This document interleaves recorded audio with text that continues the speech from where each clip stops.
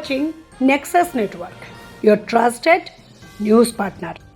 গত 1 আগস্ট রবীন্দ্র সদনে তসলিমা নাসরিনের বিশেষ সাহিত্য সম্মেলনে অংশগ্রহণ। দীর্ঘ সময় পর আবারও প্রিয় শহর কলকাতায় উপস্থিত হয়ে নিজের আবেগ ও অনুভূতি ব্যক্ত করেছেন নির্বাসিত বাংলাদেশি লেখিকা তসলিমা নাসরিন। সম্প্রতি কলকাতার ঐতিহ্যবাহী রবীন্দ্র সদন প্রেক্ষাগৃহে আয়োজিত এক বিশেষ অনুষ্ঠানে তিনি প্রধান অতিথি হিসেবে অংশ নেন। এই অনুষ্ঠানে রাজ্যের মুখ্যমন্ত্রী সহ বিভিন্ন বিশিষ্ট ব্যক্তিজন এবং রাজ্যের বিভিন্ন মন্ত্রী উপস্থিত ছিলেন।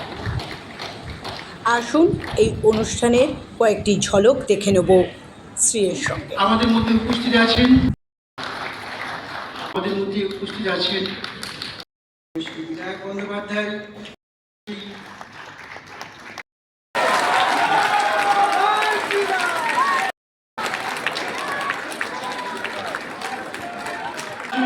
এসেছেন, আমরা আনন্দিত।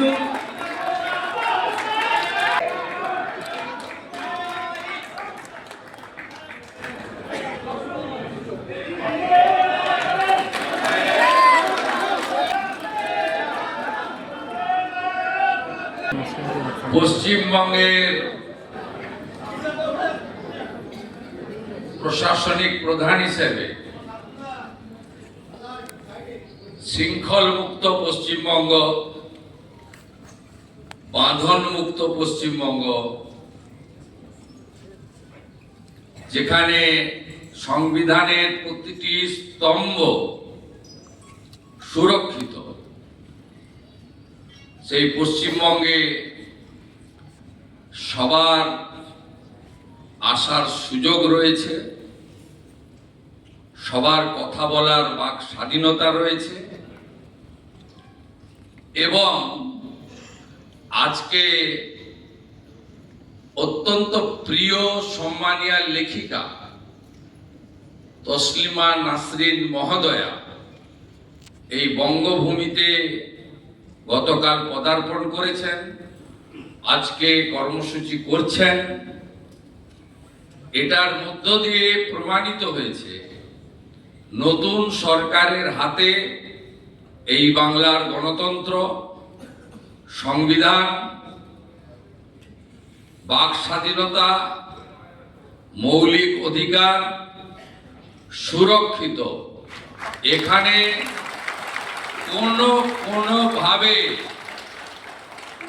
ধমক চমক, দেখে নেব, আটকে দেব, এসব জিনিস অতীত হয়ে গেছে। উনি আসছেন শুনে আমি এখানে আমন্ত্রিত নই। আসছেন শুনে আমি শুধু মুখ্যমন্ত্রীও নয়, তথ্য সংস্কৃতি দপ্তরেরও মন্ত্রী। আমি ওনাকে স্বাগত জানালাম বন্দে মাতরমের ১৫০ ঋষি বঙ্কিমচন্দ্রের ছবি দিয়ে। পশ্চিমবঙ্গে আপনি স্বাগত। আপনি লেখিকা, আপনার লেখা সবাই পড়ে, আপনার গুণগ্রাহীর সংখ্যা প্রচুর। আপনি এখানে ভালো করে বলুন এবং পশ্চিমবঙ্গে যে ব্যবস্থার পরিবর্তন হয়েছে সেটা নিশ্চিতভাবে আপনার অভিজ্ঞতায় আপনি দেখেছেন, একবার নয়, আপনি যখনই মনে করবেন বারে বারে আসবেন। সুরক্ষিত পশ্চিমবঙ্গে আপনাকে নিরাপত্তা দেওয়ার দায়িত্ব রাজ্যের মুখ্যমন্ত্রী তথা পুলিশ মন্ত্রী শুভেন্দু অধিকারী। সবাই খুব ভালো থাকবেন, সবাই খুব ভালো থাকবেন। শুধু মুখের পরিবর্তন হয়নি, ব্যবস্থারও পরিবর্তন হয়েছে। তসলিমা ফিরছেন কোনো মিছিলের ব্যানার হয়ে নয়, কোনো স্লোগানের প্রতিধ্বনি হয়ে নয়, ফিরছেন এক নির্বাসিত সত্যের নাম হয়ে।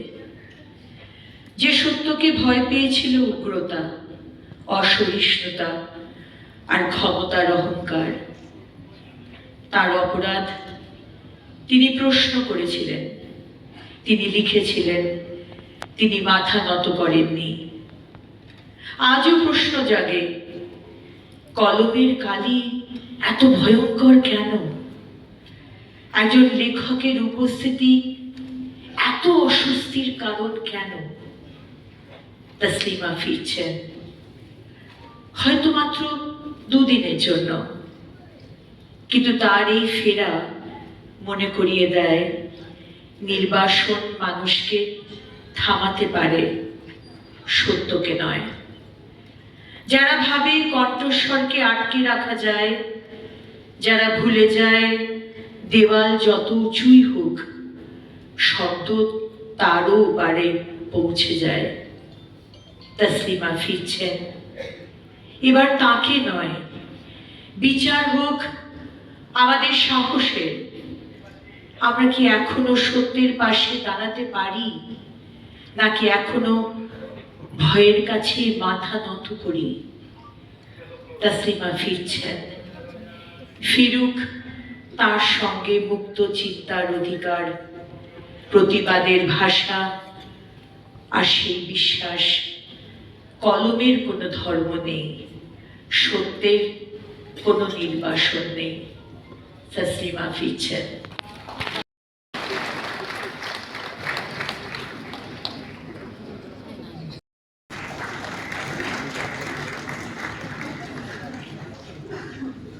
আগেই বলেছি, আমার মনে আছে, আমি ভুলে গেছি কোন সালটা, 2007 না 2006, যখন তসলিমার একটা ভিসা নিয়ে একটা সমস্যা হয়েছিল। তো প্রথমবার আমার সঙ্গে কথাবার্তা হয়। তো তসলিমাকে ভিসা দেবে না আমি কেউ ভাবতেই পারিনি। তখন আমি বিরোধী দল করতাম, কিন্তু আমি দেখেছি যে তসলিমার ব্যাপারে যে ধরনের সমর্থন আমি পেলাম, যারা হয়তো আদারওয়াইজ আমার সঙ্গে তাদের কোনো মত মিল নেই, কিন্তু তসলিমার ব্যাপারে একই ব্যাপার। মণিশঙ্কর আয়াদের কথা বলছি আমি, আমার বিশেষ বন্ধুও আছে এবং শত্রুও আছে, দুটোই একসঙ্গে চলে। আসল কথা কি, যে আমরা ভাবতেই পারি না যে ভারতবর্ষের মতো একটি জায়গায় তসলিমার একটা স্থান হতে পারে না। এটা কোনো নো ব্রেনার ব্যাপারটা।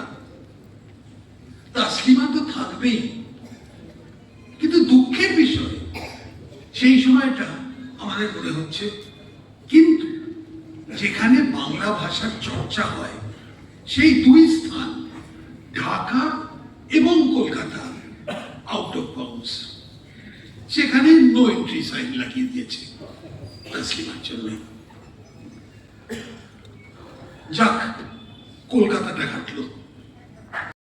আসবেন 3 দিনের জন্য, আসবেন 1 মাসের জন্য, আসবেন, আমরা আপনার সুরক্ষা দেব, এটা একটা গ্যারান্টি। খাপ খেয়ে গেছে, কিন্তু ওর কোনো খেতাবে রুচি নেই, সেই জন্য উনি এমবিবিএস ডাক্তার হওয়া সত্ত্বেও নামের আগে ডাক লেখেন না, পিএইচডি হওয়া সত্ত্বেও রহ লেখেন না। এগুলো লোকের না থাকলেও লেখে, কিন্তু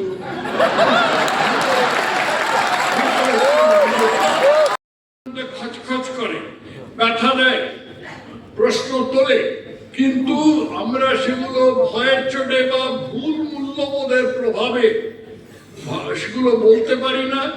সেগুলো তসলিমা বলে দিয়েছে। এর বিষয়টা দুটো আছে, একটা হচ্ছে নারীবাদ, আরেকটা হচ্ছে পূর্ব বাংলায় সংখ্যালঘু হিন্দুদের ওপর নির্যাতন। এই দুটো বিষয়ে তসলিমা যেরকম হাত খুলে, যেরকম অসম সাহসিকতার সঙ্গে লিখেছেন, সেটা আমাকে প্রেরণা জুগিয়েছিল আমার বই লিখতে। যে ভুল মূল্যবোধের কথা আমি বলেছিলাম, এই ভুল মূল্যবোধটা একটা খুব বিচিত্র জিনিস, কিন্তু এটার মধ্যে আমি খুব সবিস্তারে যাব না, কারণ আমায় অনেকেই বলে দিয়েছেন যে একদম বক্তৃতা লম্বা করবে না, আমার এমনি স্বভাব নেই।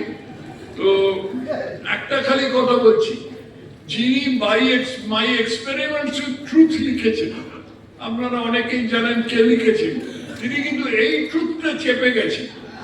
তিনি নোয়াখালীতে বিভৎস নির্যাতন দেখেছেন। তিনি থাকাকালীন সব নানা রকম ভাবে হিন্দুরা পূর্ব বাংলায় নির্যাতিত হয়েছে, কিন্তু মাই এক্সপেরিমেন্টস উইথ ট্রুথের মধ্যে তার কোনো উল্লেখ নেই। অতএব এক্সপেরিমেন্ট ফেল, এক্সপেরিমেন্ট আনসাকসেসফুল। পূর্ব বাংলায় হিন্দুদের ওপর নির্যাতনের বিষয়টা সম্বন্ধে সবসময় কিছু বললেই বলা হয় এটা একটা স্পর্শকাতর জিনিস, এটা বিতর্কিত জিনিস, এটা গোলমেলে জিনিস, ইংরেজিতে কন্টেনশাস। অতএব চুপ করে থাকা। তসলিমা এটা বিশ্বাস করেননি, এবং তসলিমা যে বিশ্বাস করেননি সেটা আমাকে প্রেরণা জুগিয়েছে, যার ফলে এর মধ্যে আমি একটা খুব ছোট্ট করে অবদান রেখেছিলাম। একটা বই যা ছিল আমার দেশ, এইটা আমার পরম সৌভাগ্য যে এখানে 2-3 জন এই বইটার কথা উল্লেখ করেছেন। সেই সঙ্গে আমি আরেকটা কথা বলি যে এই বইটা যে ব্যক্তি পেয়েছে বা এই বইটা যে মানুষের কাছে গ্রহণযোগ্য হয়েছে তার খানিকটা অন্তত কৃতিত্ব স্বপন দাশগুপ্তর প্রাপ্য।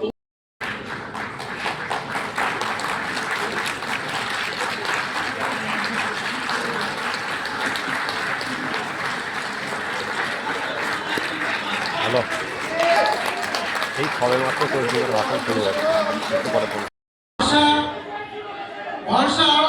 ভরসাহীন হয়েছে, আমাদের দ্বারের শাসনে নেই, বিরুদ্ধ মত আমাদের শুনতে হবে। আর দিদি যেখানে বলেছেন, দাঁড়ান, দিদি যেখানে বলেছেন কোনো কথা হবে না, কোনো কথা হবে না। বসুন আপনারা, দিদি যখন বলেছেন কোনো কথা হবে না, ঠিক?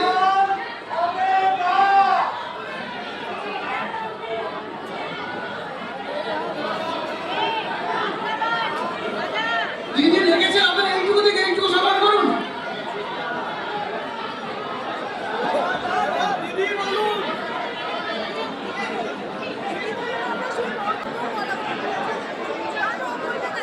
এইরকম একটা অপমান ওনার প্রাপ্য ছিল,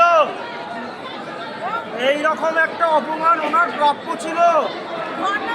বিগত 15 বছর ধরে কিচ্ছু বলেনি, সরকারের বিপক্ষে একটা কোনো আওয়াজ তোলেনি উনি। এইরকম একটা অপমান ওনার প্রাপ্য ছিল।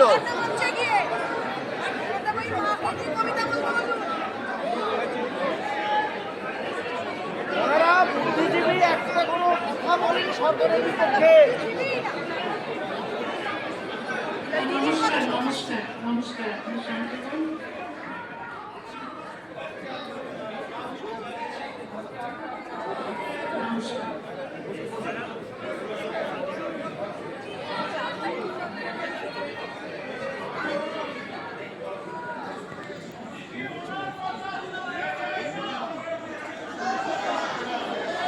এসেছি এই একটি বাক্য উচ্চারণ করতে আমার প্রায় 19 বছর লেগেছে।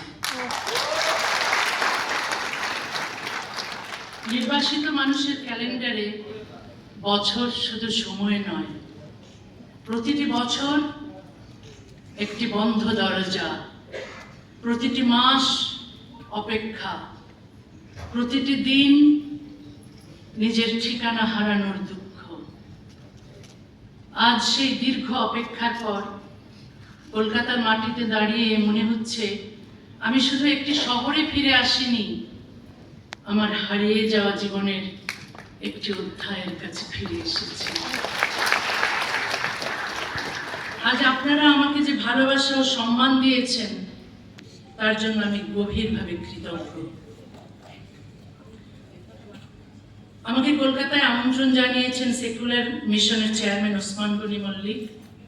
প্রায় অসম্ভব বলে মনে হওয়া আমার ফেরার বন্ধ দরজায় তিনি প্রথম সাহস করে পড়া নেড়েছিলেন, তাকে আমার আন্তরিক কৃতজ্ঞতা।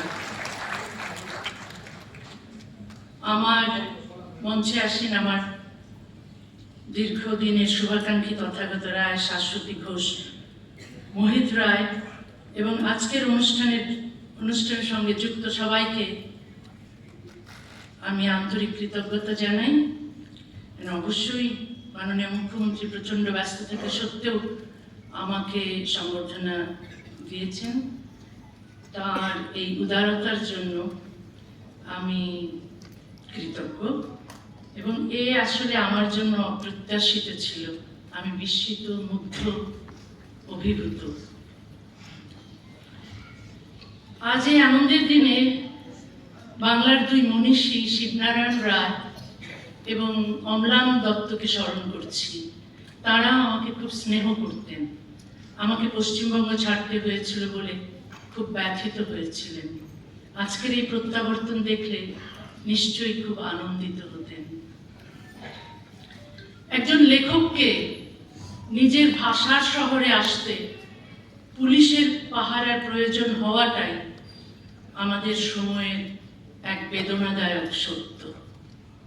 লেখকের জীবন রক্ষা করা শুধু একজন মানুষকে রক্ষা করা নয়, তার কথা বলার অধিকার, ভিন্ন মত প্রকাশের অধিকার এবং কলমের স্বাধীনতাকেও রক্ষা করা। আমি এমন একটা দিনের স্বপ্ন দেখি যেদিন কোনো লেখককে তার লেখার জন্য পুলিশের পাহারায় চলতে হবে না, কোনো মুক্ত চিন্তককে সত্য উচ্চারণের অপরাধে দেশ ত্যাগ করতে হবে না। আমার নিরাপত্তার দায়িত্ব নেওয়ার জন্য মাননীয় মুখ্যমন্ত্রী ও পশ্চিমবঙ্গ সরকারের প্রতি আমি আন্তরিকভাবে আবারও কৃতজ্ঞ। কৃতজ্ঞতা আনুগত্যের চুক্তি নয়, কৃতজ্ঞতার বিনিময়ে আমি আমার স্বাধীন চিন্তাকে বন্ধক দিই না, আবার মতভিন্নতাও আমাকে অকৃতজ্ঞ করে না। কোনো ভালো কাজের স্বীকৃতি দিতে দলীয় আনুগত্যের প্রয়োজন নেই।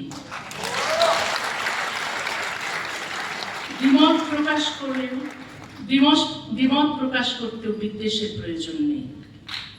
আমি কোনো রাজনৈতিক দলের হয়ে এখানে কথা বলতে আসিনি, কোনো দলকে পরাজিত করতেও আসিনি।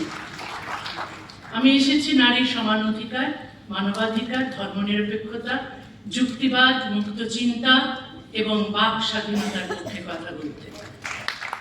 আজকের দিনটি সাক্ষ্য দিচ্ছে ভয় চিরস্থায়ী নয়, নিষেধাজ্ঞা চিরস্থায়ী নয়, বন্ধ দরজাও চিরকাল বন্ধ থাকে না।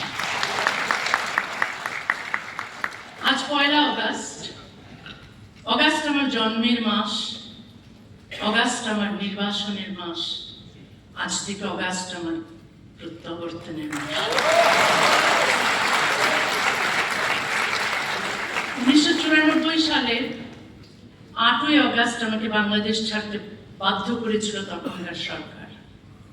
রাতের অন্ধকারে আমার স্বদেশের দরজা আমার জন্য বন্ধ করে দেওয়া হয়েছিল। তারপর একের পর এক সরকার এসেছে, কিন্তু সেই দরজা আর খোলেনি। আর মাত্র 7 দিন পর আমার নির্বাসনের 32 বছর পূর্ণ হবে। স্বদেশের বাইরে কাটানো সময় এরই মধ্যে স্বদেশে কাটানোর সময়কে অতিক্রম করেছে। রাষ্ট্র আমাকে দেশ থেকে সরিয়ে দিয়েছে, কিন্তু আমার ভেতর থেকে দেশকে সরাতে পারেনি। বাংলা ভাষায় আমার বহনযোগ্য স্বদেশ, যে স্বদেশ আমি সঙ্গে করে পৃথিবীর এক প্রান্ত থেকে আরেক প্রান্তে নিয়ে বেরিয়েছি। এক বাংলায় আমার জন্ম, আরেক বাংলায় হারিয়ে যাওয়া ঘর খুঁজে পেয়েছিলাম। শেষ পর্যন্ত একজন বাঙালি লেখকের জন্য 2 বাংলার কোথাও একটি ছোট ঘরও রইল না। ইউরোপ আমাকে নাগরিকত্ব, নিরাপত্তা এবং আশ্রয় দিয়েছে, আমি তার জন্য কৃতজ্ঞ। কিন্তু নাগরিকত্ব আর আপনত্ব এক জিনিস নয়। নিরাপদ বাড়ি পাওয়া যায়, ঘর তৈরি হয় ভাষা, স্মৃতি, সংস্কৃতি এবং মানুষের ভালোবাসায়। পশ্চিমবঙ্গের সঙ্গে সম্পর্ক আমার আজকের নয়। 70-এর দশকে ময়মনসিংহে বসে কলকাতার সাহিত্য পড়েছি, গান শুনেছি, রেডিওতে নাটক শুনেছি। বাস্তবে দেখার আগে বই, সুর আর মানুষের কণ্ঠের ভেতর কলকাতাকে আবিষ্কার করেছিলাম। 1978 সালে কিশোর বয়সী সেই জ্যোতি নামে একটি কবিতা পত্রিকা সম্পাদনা শুরু করি। পশ্চিমবঙ্গ থেকে ডাকযোগে কবিতা আসতো, কাঁটাতারের ওপার থেকে খামের ভেতর উড়ে আসতো শব্দ। আমি সেই কবিতা ছাপাতাম, পশ্চিমবঙ্গের লিটল ম্যাগাজিনেও লিখতাম, রাজনীতি যখন বাংলাকে ভাগ করেছিল, কবিতা তখন দুই বাংলার মধ্যে সেতু তৈরি করেছিল। 80 দশকের শেষ দিকে কলকাতায় আসা শুরু করলাম। 90-এর দশক থেকে এখানে আমার বই প্রকাশিত হয়। বাংলাকে কোনোদিন এপার ওপার বলে অনুভব করিনি। কাঁটাতার ভূখণ্ডকে ভাগ করতে পারে, ভাষাকে ভাগ করতে পারে না। নির্বাসনের পথে দেশ খুঁজতে খুঁজতে 1 দশক পর কলকাতায় একটি ঘর পেয়েছিলাম। এখানেই আমি সুখে ও স্বস্তিতে ছিলাম, সৃষ্টিশীল ছিলাম। আমার বই দ্বিখণ্ডিত নিষিদ্ধ হয়েছিল। কলকাতা হাইকোর্ট সেই নিষেধাজ্ঞা খারিজ করে দেন। তবু 2007 সালের 22শে নভেম্বর পশ্চিমবঙ্গ সরকার আমাকে কলকাতা ছাড়তে বাধ্য করেছিল। আমি কোনো অপরাধ করিনি, কোনো আদালত আমাকে নির্বাসনের সাজা দেয়নি। তবু মৌলবাদীদের হুমকির মূল্য দিতে হলো আমাকে। আমার ঘর, শহর, পাঠক এবং স্বাভাবিক জীবন হারিয়ে। আমি তো আমার দেশেও কোনো অপরাধ করিনি। তারপরও আমার দেশ বাংলাদেশ আমাকে শাস্তি দিয়েছিল। 32 বছর আগে আমাকে নির্বাসন দিয়েছিল। 32 কি দোষ আমার ছিল? আমি কি কাউকে হত্যা করেছিলাম? কারো ঘর পুড়িয়েছিলাম? আমি ডাক্তারি করেছি, আর আমার গল্প, কবিতা, প্রবন্ধে কিছু সহজ কথা লিখেছি। নারী ও পুরুষের সমান অধিকারের কথা লিখেছি।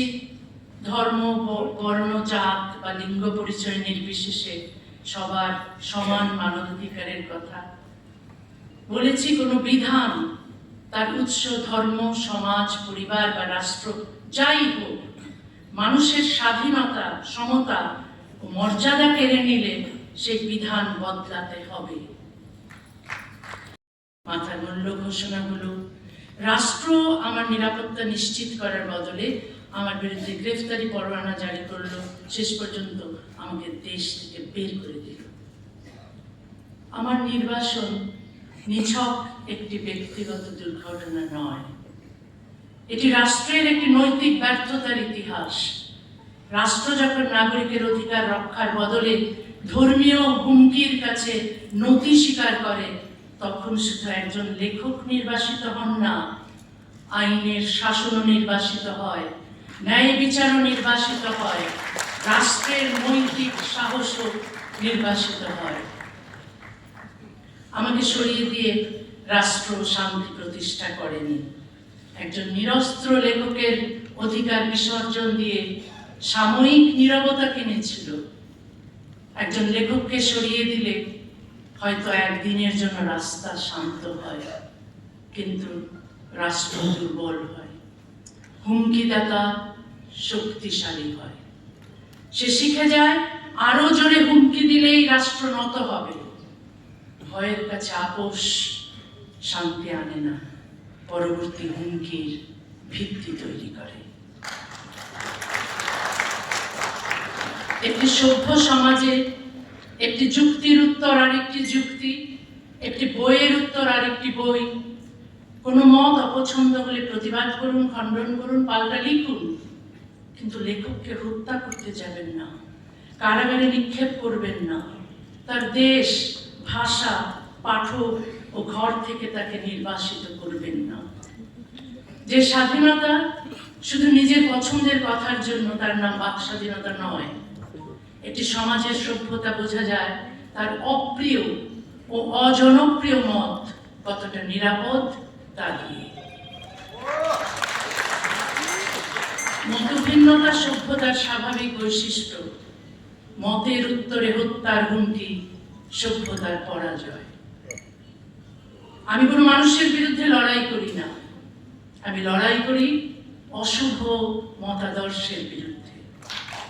সেই সব মতাদর্শের বিরুদ্ধে যেগুলো নারীকে পুরুষের অধীন করে, শিশুকে যুক্তির বদলে অন্ধ আনুগত্য শেখায়, ধর্মত্যাগ বা ঈশ্বরে অবিশ্বাসকে অপরাধ বলে, এবং ভিন্ন ধর্ম ও ভিন্ন মতের মানুষকে ঘৃণা করতে বা হত্যা করতে শেখায়।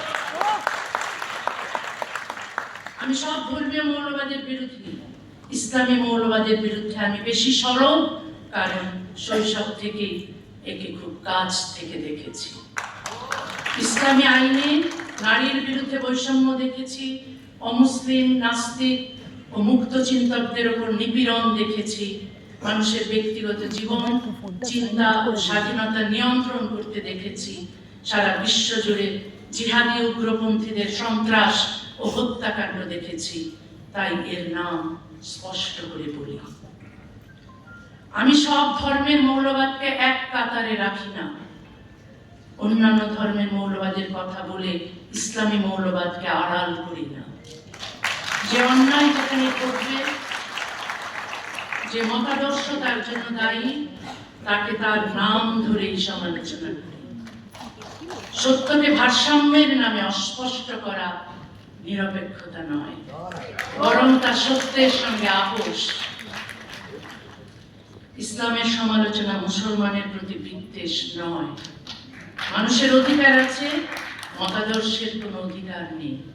মানুষকে রক্ষা করতে হবে, মতাদর্শকে প্রশ্ন করতে হবে। মুসলমানের শুভাকাঙ্ক্ষী হওয়া মানে তাদের ধর্মীয় শাসনের বন্দিত্বে রেখে দেওয়া নয়। আমি চাই মুসলিম সমাজে মুক্ত চিন্তার চর্চা বাড়ুক, যুক্তিবাদী ও ধর্মনিরপেক্ষ মানুষের সংখ্যা বাড়ুক, নারীরা পূর্ণ সমান অধিকার পাক, কারো মানবাধিকার লঙ্ঘিত না হোক। কোনো মতাদর্শই সমালোচনার ঊর্ধ্বে নয়। ইসলামের সমালোচনা করা বা ইসলাম সম্পর্কে সত্য কথা বলা মুসলমানের প্রতি বিদ্বেষ নয়, বরং মুসলিম সমাজের সংস্কার, বিবর্তন ও মানুষের মুক্তির জন্য এই সমালোচনা অত্যন্ত জরুরি। আজ বিশ্বের অধিকাংশ গণতান্ত্রিক সমাজে খ্রিস্ট ধর্ম, হিন্দু ধর্ম, ইহুদি ধর্ম, বৌদ্ধ ধর্ম, কোনো ধর্মই নীতিগতভাবে সমালোচনার ঊর্ধ্বে নয়।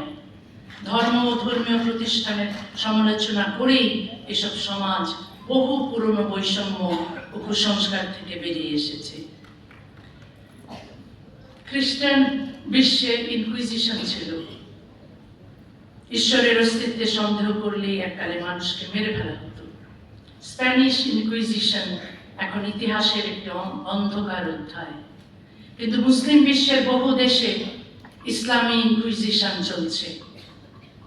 ধর্মীয় অনুভূতিতে আঘাত লাগার আইন, ফতোয়া, কারাবাস, গণপিটুনি, হত্যার হুমকি এবং নির্বাসন, সব কিছুর উদ্দেশ্য এক: সংস্কারক বা সমালোচকের মুখ বন্ধ করো।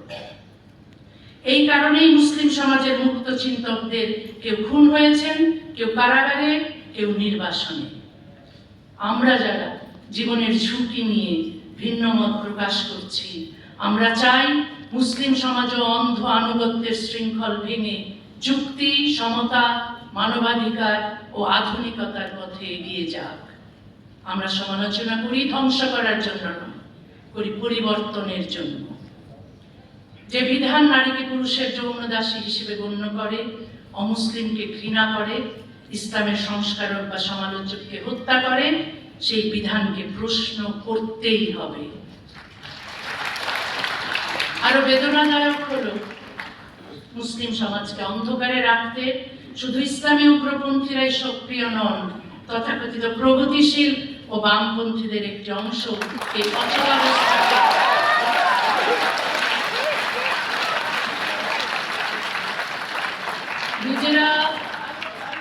নিজেরা বাক স্বাধীনতা ও নারী পুরুষের সমানাধিকার ভোগ করে ইসলামের সমালোচক ও সংস্কারকদের তারা মুসলমান বিদ্বেষী আখ্যা দেন। আমি অহরহ তাদের আক্রমণের শিকার হই। তাদের অভিযোগ, আমি কেন হিন্দু, বৌদ্ধ, খ্রিস্টান মৌলবাদীদের বিরুদ্ধে একই রকম ভাবে যুদ্ধ করছি না। তারা কি একই যুক্তিতে রাজা রামমোহন রায়কেও এই বলে বাতিল করেন যে তিনি সতীদাহের বিরুদ্ধে লড়েছেন, কিন্তু পৃথিবীর সব ধর্মের সব কুসংস্কারের বিরুদ্ধে একই সঙ্গে লড়েননি? ঈশ্বরচন্দ্র বিদ্যাসাগরকে কি কেউ দোষ দিয়েছিলেন? তিনি হিন্দু বিধবার অধিকারের জন্য লড়লেন, অন্য সব ধর্মের সংস্কার করতে গেলেন না কেন? সমাজ সংস্কারক তার সবচেয়ে পরিচিত সমাজের অন্যায় থেকেই লড়াই শুরু করেন।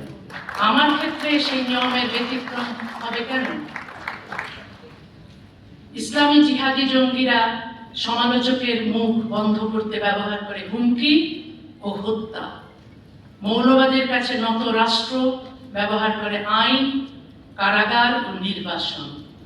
আর তথাকথিত প্রগতিশীলরা, তথাকথিত সেকুলার উদার বামপন্থীরা ব্যবহার করেন অপবাদ, উদ্দেশ্য নিয়ে সন্দেহ এবং সামাজিক বর্জন। পদ্ধতি আলাদা কিন্তু ফল একই। ইসলামের সমালোচনা বন্ধ হয়, মুসলিম নারীর বঞ্চনা অক্ষত থাকে, মুসলিম সমাজের বিবর্তন থেমে থাকে। যারা নিজেদের জন্য আধুনিকতা চান কিন্তু মুসলিম সমাজের জন্য চান মধ্যযুগীয় বিধান, তারা মুসলমানের সবচেয়ে বড় শত্রু। যারা নিজেদের মেয়ের স্বাধীনতাকে অধিকার বলেন কিন্তু মুসলিম মেয়ের পরাধীনতাকে সংস্কৃতি বলেন, তারা মোটেও প্রগতিশীল নয়।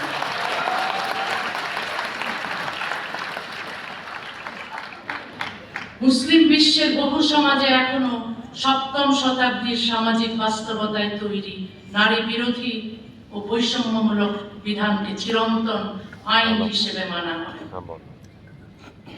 ক্যালেন্ডার এগোলেই সমাজ আধুনিক হয় না, হাতে আধুনিক প্রযুক্তি এলে, শহরে উঁচু ভবন উঠলেই সমাজ আধুনিক হয় না।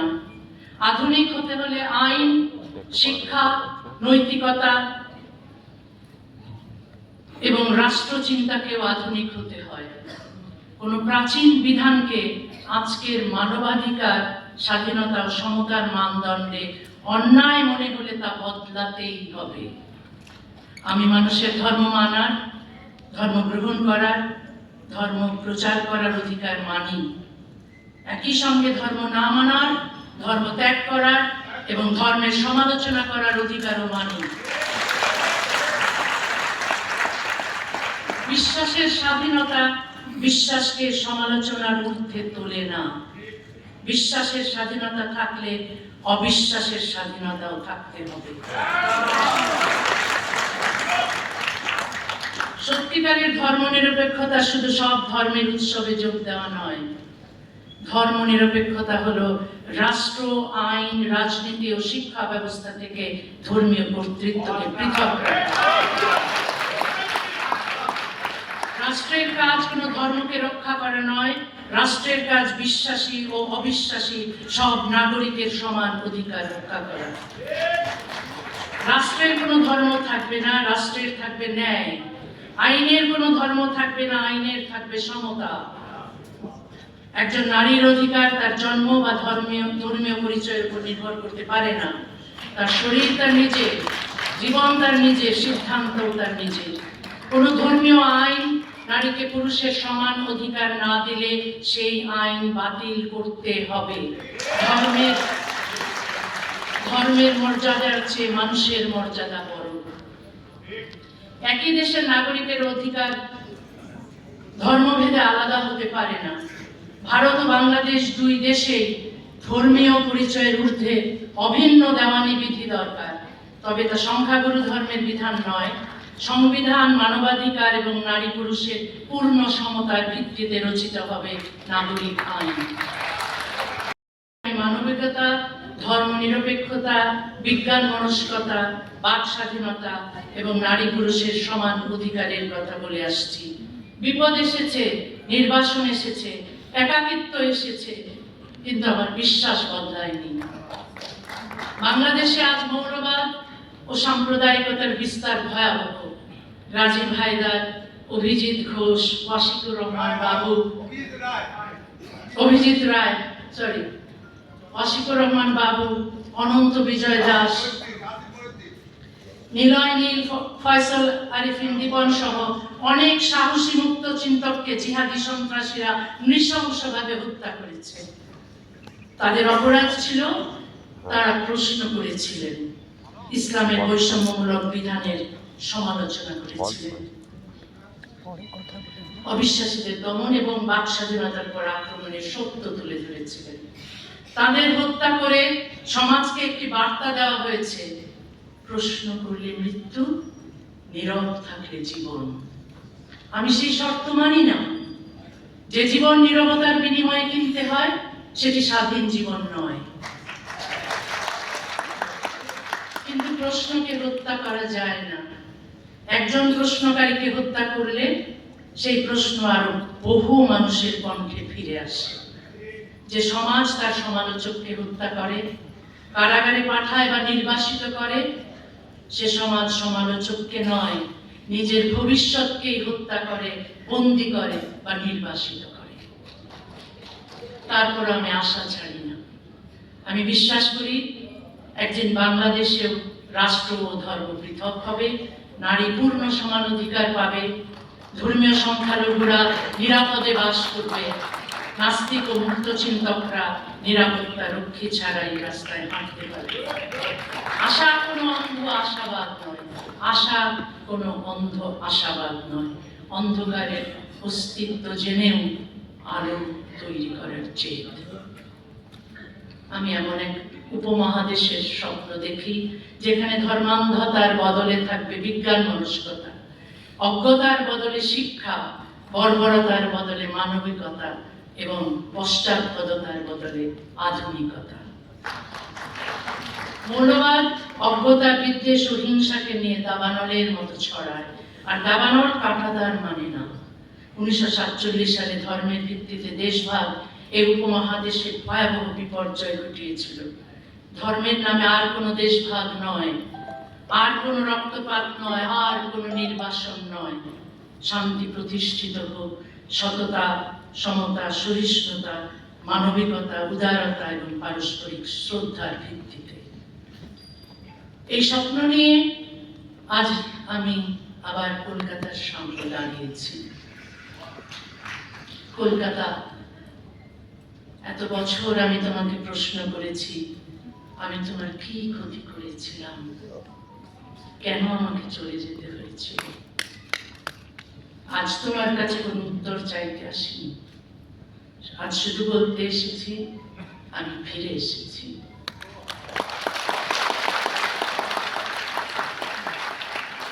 আমার চোখে জল আছে, মনে অভিমান আছে, কিন্তু 2 হাত ভরা ভালোবাসাও আছে। কারণ যে শহর আমাকে কাঁদিয়েছে, সেই শহরই আমাকে স্বপ্ন দেখিয়েছে। যে শহর থেকে আমাকে চলে যেতে হয়েছে, সেই শহরেই ফিরে আসার স্বপ্ন আমি এত বছর দেখেছি। আমি জানি চলে যাওয়া আর ফিরে আসার মাঝখানে 19 বছর কেউ আমাকে ফিরিয়ে দিতে পারবে না। কিন্তু আজকের এই দরজা খোলা প্রমাণ করে অন্যায় দীর্ঘস্থায়ী হতে পারে, চিরস্থায়ী নয়।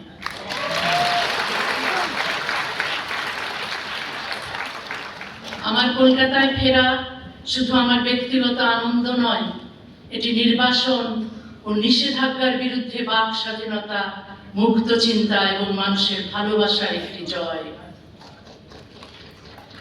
নির্বাসন আমার ঠিকানা কেড়ে নিয়েছে, কিন্তু আমার ভাষা কেড়ে নিতে পারেনি।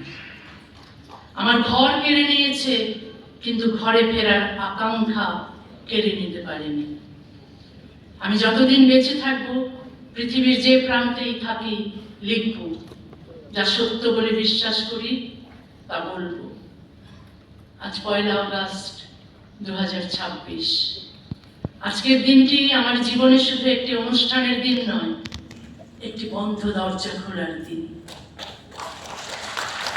ইতিহাস যেমন মনে রাখে কারা দরজা বন্ধ করেছিল, ইতিহাস তেমনি মনে রাখে কারা দরজা খুলেছিল।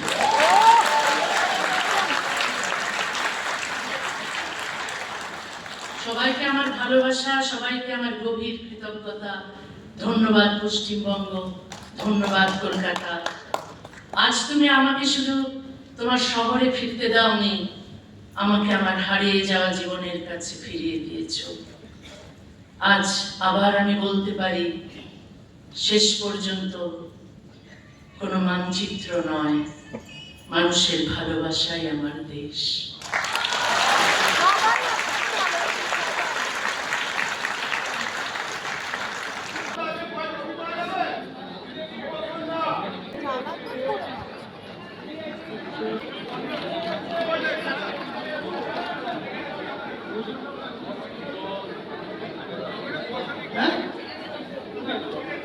এবং 2026 নিয়ে একটি বইয়ের সম্পাদন করেছেন, সেই বইটি উন্মোচন হবে। আপনারা ধৈর্য ধরে বসুন, এটি মনোজ্ঞ অনুষ্ঠান, আপনারা আসন গ্রহণ করুন। আর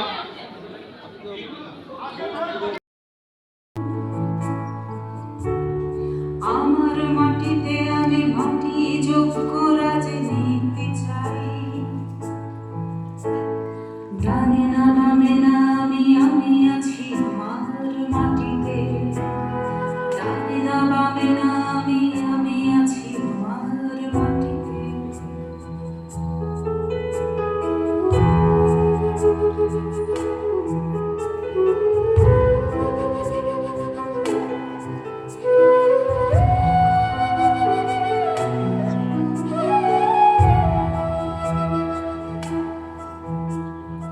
অস্ত্র নয় অস্ত্র চাই মানুষের উলঙ্গ শরীরে।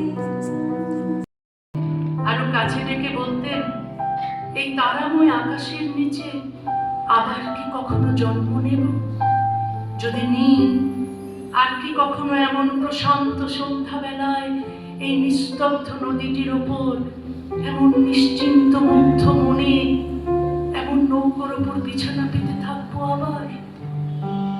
তার একটি হাত আমার হাতের মধ্যে নিতে হবে। আপনার এক জন্মই সহস্র জন্মের সমান। সারা রাত পূর্ণিমার জলে স্নান করে কবি গা মোছেন আমার আঁচলে। অস্ফুট কণ্ঠে ভোর রাত্রিরে বলেন, শিলাইদহে আমি কেন আসি জানো? প্রকৃতির শুশ্রূষা পাবো বলে আসি, আজ তোমার শুশ্রূষাও পেলাম। কুঠিবাড়ির দিকে যেতে যেতে বলেন, তুমিও তো প্রকৃতি ভালোবাসো, যাও দেখে এসো গাছপালা নদী হাওর, এ মাটিতে জন্ম তোমার। এ তো জড়িয়ে বলতেন, শুধুই কি স্নেহ, তোমাকে তো ভালোবাসি সে তুমি জানো। হ্যাঁ বা না বলার দরকার হতো না, তিনি জানতেন যে আমি জানি।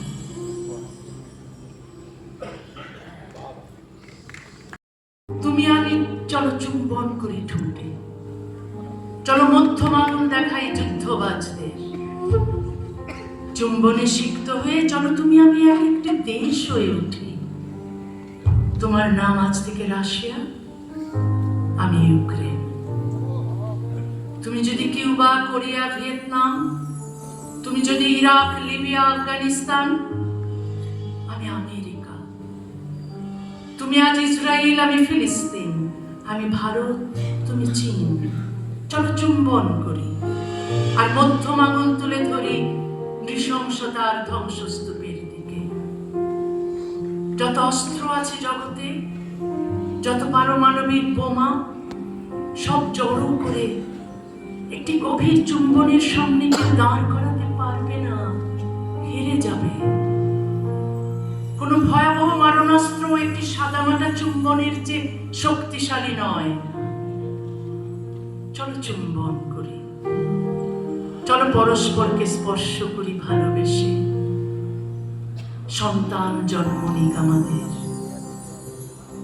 সে সন্তানের নাম দেব পৃথিবী।